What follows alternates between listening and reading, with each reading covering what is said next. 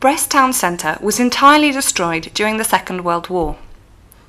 Might it still be possible for us to transmit part of the cultural identity of this once thriving industrial town to future generations? Which tools are both adaptable enough to achieve this goal and capable of reaching the widest possible audience? Our solution to this problem was to construct an animated three-dimensional virtual model presented to you here in this film. Our objective was to simulate the various objects and actors of the industrial and maritime sectors in Brest at the end of the 19th century.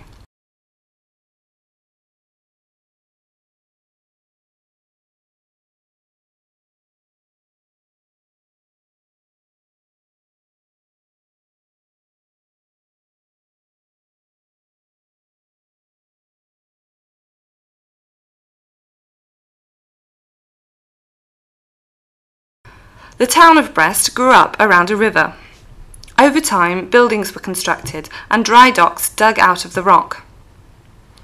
They were not used for shipbuilding, but for repairs.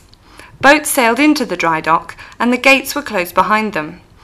The water was then removed and repairs made to the ship's hulls. The construction of boats took place on the quays, as the dry dock's gates were not watertight. The boats were constructed on inclined slipways, which made it easier to put them to sea. The building we can see behind the boats being built is specific to the frigates. This is where the ship's masts were stored. The wooden masts would warp due to the humidity at sea, and as a result could only be used for one specific ship. Each boat would therefore have its own section in the storehouse in which it would store its masts. Above the frigate storehouse was the Capucin monastery. It was converted to army barracks after the French Revolution.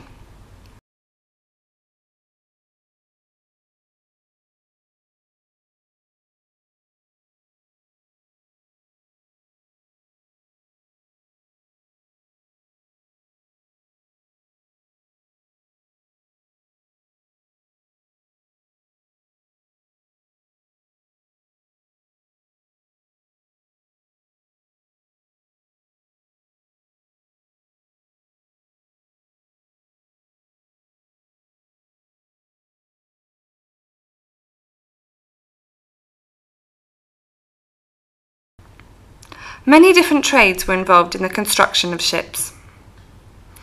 As we can see here, the boat's frames were built first and then attached to the keel.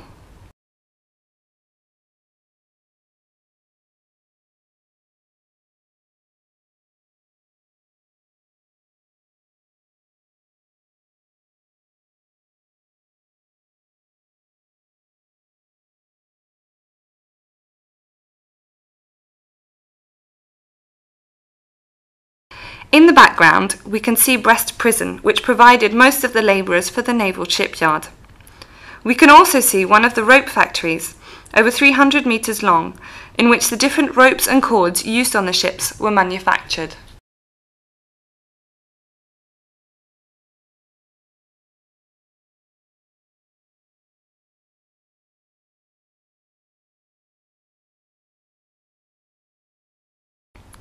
In this sequence, around 50 virtual characters are simulated, representing the different activities which took place on the port.